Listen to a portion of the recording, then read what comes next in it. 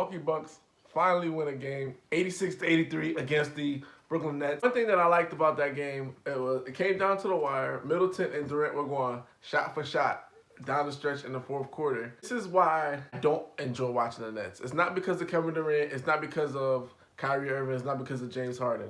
It's because oftentimes you don't get to see at their full potential. Like I said, down the stretch, it was basically you're watching like a one-on-one fest or a pickup game where two guys got hot and everybody just kept giving them the ball back to see what they're going to do. Down the stretch, the Brooklyn Nets did not execute, and that's why they lost the game. Durant had a weird shooting night, 11 for 28. He was missing a lot of mid-range jumpers, even though Lopez was giving him the free room in the pick and roll to shoot those and make them. You know, he was just severely off. And Steve Nash, seeing that, he should have ran a lot more sets, a lot better sets, because, like I said before, it just turned into a one-on-one fest. Chris Middleton did his thing, Durant did his thing. Chris Middleton did his thing, Durant did his thing. Overall, you know, the Milwaukee Bucks fell into that trap as well. They turned into a track meet early. Giannis was getting transition, scoring in the paint. They had a 20-point lead, and the whole thing demolished. And Brooklyn came back. And Mike Budenholzer, for whatever reason, he forgot to tell Giannis Antetokounmpo, stop shooting threes. I believe he was like 1 for 8 or 1 for 9 from 3. He only made 1 3 the whole entire game. He kept shooting them like he was Steph Curry. Just kept shooting like they're going to fall, they're going to fall. He needs to get out of that mindset. If the Milwaukee Bucks want to even the series, one thing that Giannis is going to have to do is he's going to have to see where he's successful at and maintain it. And Mike Budenholzer is going to have to do the same thing. He's only successful 15 feet in. All that shooting jumpers and everything like that, that kills you. Even down the stretch of the game, you saw where Giannis, he wasn't as effective because he wasn't even getting in the paint or attacking the basket. Key things that Milwaukee's going to have to understand is we have to put guys in a position with their strong suits and let them maintain their strong suit.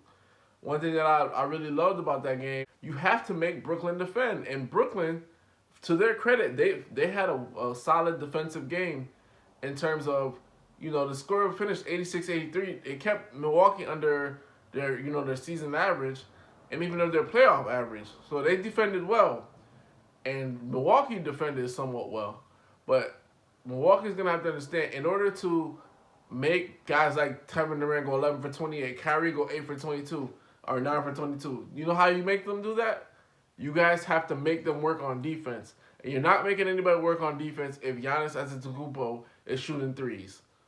And that doesn't make any sense. And pull-up threes at that, which is even more difficult than a catch-and-shoot three. A pull-up three is way more difficult in terms of the gather, pick up, make sure everything's steady. So those are the things that Mike Budenholzer is going to have to work on. Kevin Durant to go for 11 for 28 and miss probably 10 mid-range jumpers, that's way out of the ordinary, especially when he's deep into the paint.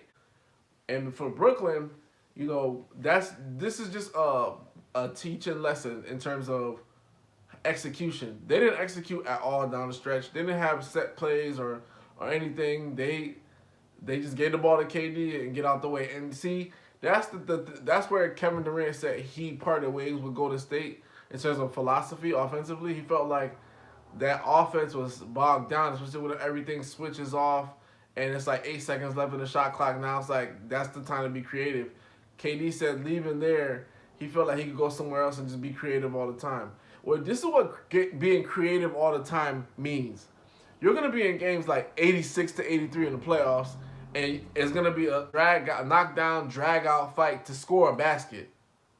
As opposed to when he was in Golden State, things were so free-flowing and they had so many automatics to the point where if none of that stuff works, all right, now you could go ahead and do your thing and be a virtuoso, because now we exhausted all options. The defense is already tired because they had to move 6, 7, 8 times, and now it's time to go ahead and be the performer we know you to be.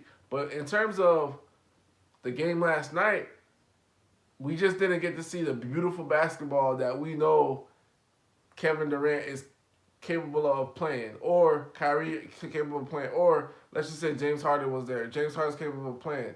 These guys really want to go one-on-one, and what's crazy is like Milwaukee thinks they could do the same thing. And one of these teams, they're going to have to basically decide, are we going to execute or not? You saw when the Nets were executing and running a lot of their plays. A lot of it was they were getting hot in the first two games. Milwaukee couldn't compete. So that's gonna be the difference in this whole entire series. It's just execution. Can Giannis understand? I need to stay my ass in the paint and not roam outside of there and not stop taking jumpers out of there. Can Kevin Durant and Kyrie and Steve Nash come to a point where we will have to execute some guys? We can't just put the ball in Kevin Durant's hands all the times and expect them to be hot. And that's the thing. People are saying, well, KD, he was cold, therefore that's the reason they lost the game or whatever the case is. But there's a myriad of issues. You're looking at Brown down the stretch, getting the basketball, not calling timeout when they had one, taking the ball to the basket like he was KD for a tough contested layup on Brook Lopez. That's completely out. And one of the things that I felt like they went away from was that pick and roll with Brown. Like Brown had a nice pick and roll with KD where he was getting a bunch of floaters, but down the stretch they stopped executing that. And these are the things that extend series that can definitely change things where if you're in a longer series, more injuries, more potential for getting hurt, and also being exposed for something else for the next series. Sometimes when you sweep a team, you don't give the next team a lot of ammo to see like what you do. But if you're in a 7-game series, the next opponent that you're facing is like, okay, like they're weak at this, they're weak at that. So those are the couple things that I think Brooklyn should really look into and really check and understand that, as long I understand you have the talent, I understand this, that, and the third, but a lot of what we saw last night, and the one-on-one and guys getting tired, and guys were tired, was because they went to a system where I'm going to ISO. And it's like, okay, I understand isolation here and there, but we still need movement. Because as much as people want to say that they're the most excellent offensive force ever assembled, if you really think about it, we haven't seen that yet. Those numbers. Basically what happens with them is whenever they play a team and they get up 10 or 20, the team quits. Because it's just like, look, we got a three-headed hydra. There are 3 franchise players.